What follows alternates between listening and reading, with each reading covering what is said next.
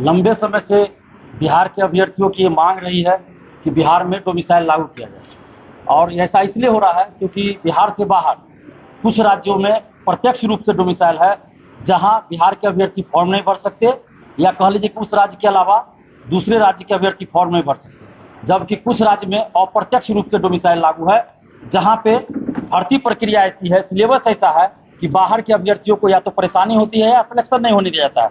उस राज्य का जो सिलेबस रहता है, उस राज्य से संबंधित क्वेश्चन अधिक पूछे जाते हैं, प्रश्न अधिक पूछे जाते हैं। अलग से एक पेपर दे दिया जाता है जिसमें 100 का भी 150 प्रश्न रहते हैं, और इस कारण बिहारी अभ्यर्थियों को नुकसान होता है और उस राज्य के अभ्यर्थियों को फायदा होता है। और बिहार में क्या है कि पूरे भारत के लोग आकर फॉर्म भर रहे हैं, नौकरी भी कर रहे हैं। तो हम ये कहना चाहते हैं कि हम लोग किसी बाहरी का विरोध नहीं कर रहे हैं।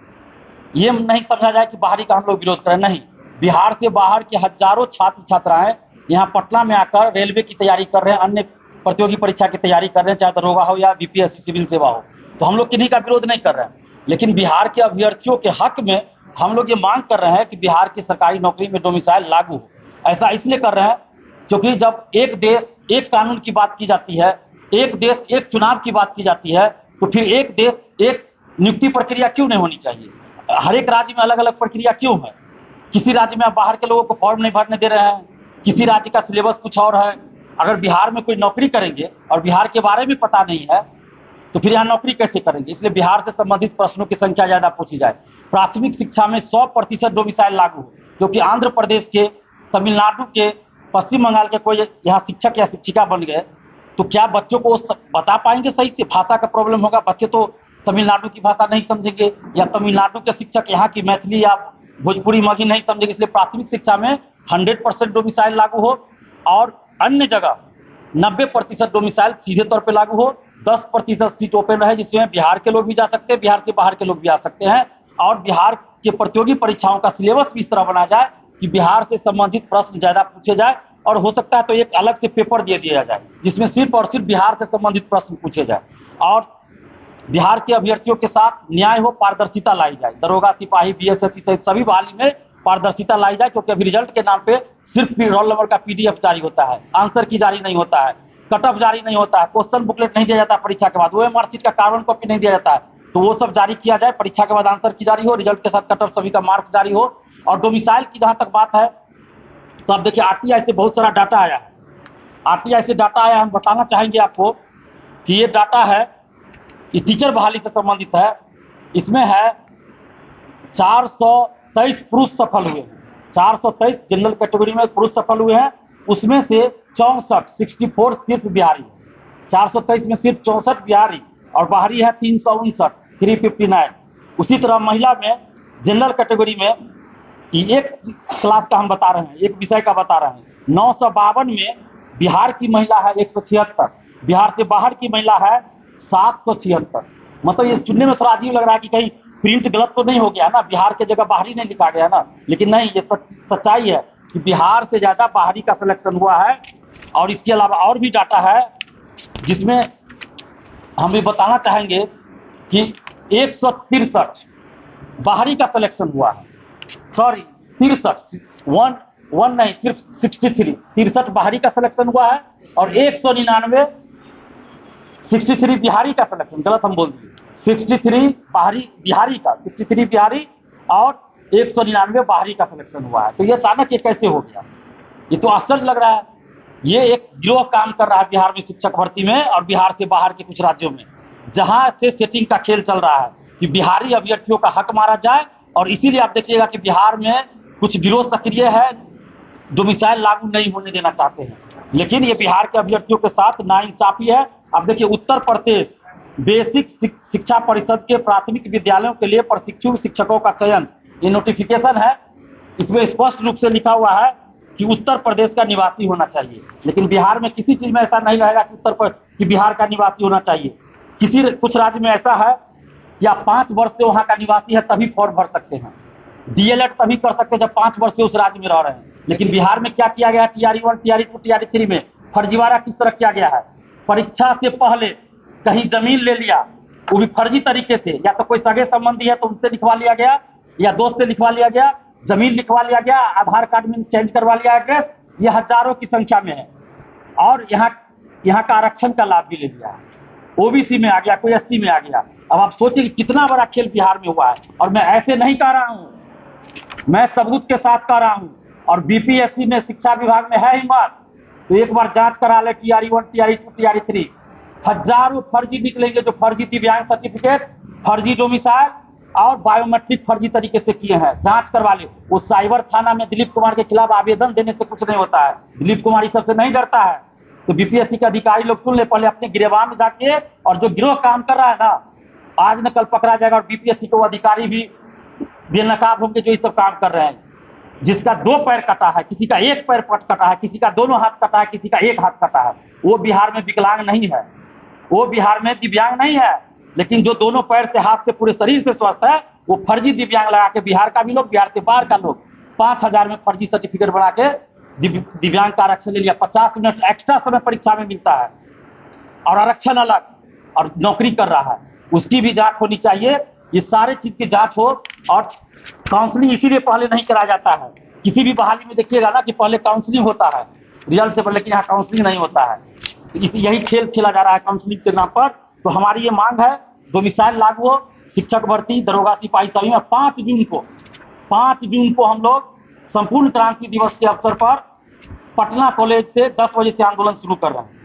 5 जून सुबह 10 बजे पटना में पटना कॉलेज मैदान से हम लोग आंदोलन शुरू कर रहे हैं।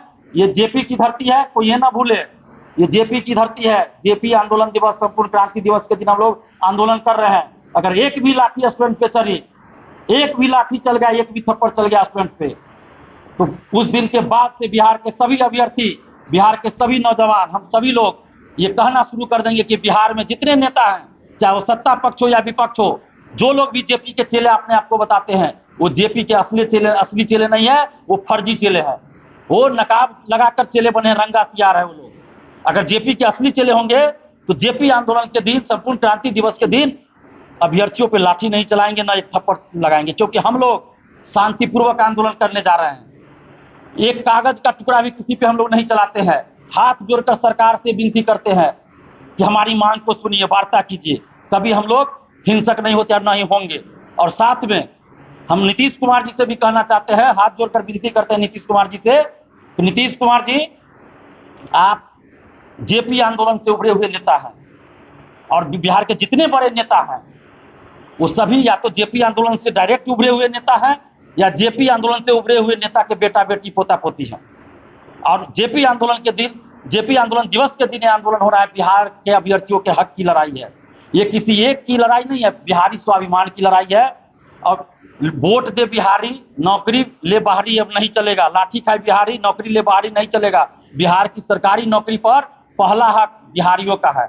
हम बाहरी का विरोध नहीं कर रहे हैं। 10% हम बोल रहे हैं कि 10% सीट ओपन रखे कि बाहर के लोग भी आ सकते हैं और उसमें बिहारी लोग भी जा सकते हैं। तो हम बाहरी का विरोध नहीं कर रहे हैं। अगर किन्हीं को सबूत चाहिए कि बिहार में बाहरी लोगों का कितना हम लोग स्वागत करते हैं, तो हम सबूत भी देने के लिए तैयार हैं। यहाँ के उस कोचिंग शिक्षक, कोचिंग संस्थान का नाम बता देंगे, जाके अभ्यर्थी से मिलवा देंगे, जहाँ बिहार से बाहर के लोग आकर तैयारी कर रहे हैं। उनके रहने का, खाने का कोई चार्ज नहीं लग रहा, फ्री में रह रहे हैं, पटना में फ्री में परीक्षा दे रहे हैं।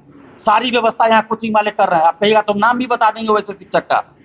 तो बिहार में ऐसा स्थिति है कि बाहरी का हम लोग इतना सम्मान करते हैं। मैंने खुद यूपी के कितने लड़कों लड़कियों को, जो व्यवस्था नहीं हो रही थी, उनको रहने का डर लग रहा था लड़की को, तो हम लोगों ने व्यवस्था कराया है, रहने का एग्जाम दिए सुरक्षित, और सिलेक्शन भी हुआ है। तो हम लोग किसी बाहरी का विरोध नहीं कर रहे, बस अपने हक और अधिकार के लिए लड़ाई लड़ रहे हैं। पश्चिम बंगाल में आता है कोई वैकेंसी तो भाषा का फाउंडेशन लगाया जाता है, प्रतिबंध लगाया जाता है। बिहार में मगही, भोजपुरी, मैथिली, अंगिका जो भाषा क्षेत्रीय है, उसको क्यों नहीं प्राथमिकता दी जा रही है प्राइमरी एजुकेशन में? अभी देखिए, उत्तर प्रदेश बीएड संयुक्त प्रवेश परीक्षा का नोटिफिकेशन है। इसमें स्पष्ट लिखा हुआ है कि मैक्सिमम, अधिकतम 5% बाहरी को लेना है, सिर्फ 5% बाहरी को लेना है। लेकिन बिहार में हमने डाटा बताया 63 बिहारी, 199 बाहरी। आप सोचिए कितना परसेंट होगा, आप लोग देखिए। तो ये किस तरह से होगा। 35% महिला आरक्षण बिहार से बाहर की महिला को भी दिया जा रहा है जनरल कैटेगरी में। उसका नुकसान जनरल कैटेगरी की महिला को तो हो ही रहा है, साथ में एससी ओबीसी महिला को भी हो रहा है। क्योंकि अगर बाहर के अभ्यर्थियों का सिलेक्शन नहीं होता महिला आरक्षण में के तहत, नहीं मिलता बाहरी को महिला आरक्षण, तो एससी ओबीसी कैटेगरी की लड़की महिला अभ्यर्थी भी जनरल कैटेगरी में जा सकती थी और जनरल कैटेगरी की भी और लड़की आ सकती थी। लेकिन यहाँ बाहरी को आरक्षण दिया जा रहा है। दिव्यांग आरक्षण बिहार से बाहर के लोगों को दिया गया टीआरई 1, टीआरई 2, टीआरई 3 में, जबकि ये गलत था। हम जब लगातार इस चीज को उठाए तो बीपीएससी ने क्या किया, साइबर थाने को नोटिस भेजा, नोटिस नहीं आवेदन भेजा कि दिलीप कुमार पे कार्रवाई कीजिए। हमको साइबर थाना बुलाया गया, हमने सबूत दिया। अभी देखिए सामान्य प्रशासन विभाग ने नोटिस जारी किया 10-15 दिन पहले कि दिव्यांग आरक्षण सिर्फ और सिर्फ बिहारी को मिलेगा। तो फिर महिला आरक्षण बाहरी को क्यों दे रहे हैं आप?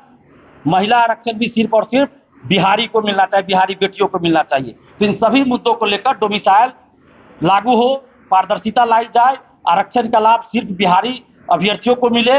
लाइब्रेरियन है, बीएसएससी सीजीएल 4 है, दरोगा की वैकेंसी जल्द निकाली जाए और किसी तरह का फर्जीवाड़ा ना हो, पेपर लीक ना हो, पेपर लीक में संलिप्त सभी लोगों पे कार्रवाई हो। इन सभी मुद्दों को लेकर हम लोग आंदोलन कर रहे हैं। 5 जून को सुबह 10 बजे पटना कॉलेज से आंदोलन है। आप सबके चैनल के माध्यम से, इस प्रेस कॉन्फ्रेंस के माध्यम से सभी से अपील करना चाहते हैं, ये बिहार के हक और अधिकार की लड़ाई है। तो आप सभी लोग आइए पटना कॉलेज सुबह 10 बजे और भीड़ दिखाइए। लोकतंत्र है, चुनावी साल है, भीड़ का असर होगा। और हमारे जो मुख्यमंत्री हैं नीतीश कुमार जी, वो खुद छात्र आंदोलन से उभरे हुए नेता हैं, तो अच्छी तरह समझते हैं कि छात्र आंदोलन का क्या असर होता है। तो निश्चित रूप से अगर भीड़ दिखाएंगे आप लोग तो सरकार और खासकर मुख्यमंत्री नीतीश कुमार जी ध्यान देंगे और बिहार में डोमिसाइल लागू होगा। हम लोग 2 तरह से मांग कर, एक प्रत्यक्ष डोमिसाइल लागू हो जिससे प्राइमरी एजुकेशन में 100% और ऊपर के क्लास में और अन्य दरोगा सिपाही बीएसएससी में 90% डोमिसाइल लागू हो, जिसमें सिर्फ और सिर्फ बिहारी स्टूडेंट का सिलेक्शन हो। 10% सीट ओपन हो जिसमें बाहरी भी आ सकते हैं, मेरिट के आधार पर बिहार के लोग भी जा सकते हैं। और अप्रत्यक्ष रूप से भी डोमिसाइल लागू हो जिसमें बिहार की सभी प्रतियोगी परीक्षा में बिहार से संबंधित प्रश्न पूछा जाए, एक अलग से पेपर दिया जाए जिसमें सिर्फ और सिर्फ बिहार से संबंधित या तो 100 या 150 प्रश्न हो। ये हम मांग करते हैं। और साथ में सरकार से हम ये भी मांग करते हैं और ये बताना भी चाहते हैं कि ये आंदोलन पूरी तरह से छात्र आंदोलन है। इस आंदोलन में न तो कोई नेता और न ही किसी तरह के कोई शिक्षक या अदर संगठन की कोई भूमिका नहीं है, न तो प्रत्यक्ष न अप्रत्यक्ष। ये इसमें छात्र और छात्राएं ही शामिल होंगी। और हाथ जोड़कर हम विनती करते हैं, जितने भी कोचिंग शिक्षक हैं या कॉलेज के शिक्षक हैं, यूनिवर्सिटी के शिक्षक हैं, बुद्धिजीवी हैं, एडवोकेट हैं, अधिकारी हैं, सबसे विनती करते हैं कि इस आंदोलन को नैतिक समर्थन दीजिए। और जितने भी कोचिंग संचालक हैं तो पटना को छोड़कर पटना से बाहर बिहार के सभी जिला के जितने भी कोचिंग शिक्षक हैं उनसे हाथ जोड़कर विनती है कि 5 जून को दिन भर कोचिंग बंद कर दीजिए। 5 जून को दिन भर कोचिंग बंद कर दीजिए। और पटना के जितने कोचिंग शिक्षक हैं उनसे आग्रह है कि पटना के जितने कोचिंग शिक्षक है सुबह 9 बजे से शाम 4 बजे तक कोचिंग बंद कर दीजिए। सिर्फ एक दिन की बात है, 9 बजे से शाम 4 बजे तक कोचिंग बंद कर दीजिए और जिला में पूरे दिन कोचिंग बंद हो। और ये अग्नि परीक्षा है, देखना है कि बिहार में और पटना में कितने कोचिंग शिक्षक हैं जो इस चीज को फॉलो करते हैं। तो अभ्यर्थियों से भी कहेंगे कि जो शिक्षक यूट्यूब पे आकर, मीडिया में आकर तरह तरह की बातें करते हैं, उन सब की अग्नि परीक्षा है कि इस आंदोलन में देखिए कौन क्या कर रहे हैं, कोचिंग बंद कर रहे हैं कि क्या कर रहे हैं। क्योंकि अभी देखिए बहुत सारे कोचिंग शिक्षक दूरी बना रहे हैं और पहले क्या कर रहे थे, मतलब सब्सक्राइबर बढ़ाने के लिए, व्यूज के लिए अपने चैनल पे कोचिंग शिक्षक डोमिसाइल चिल्ला रहे थे।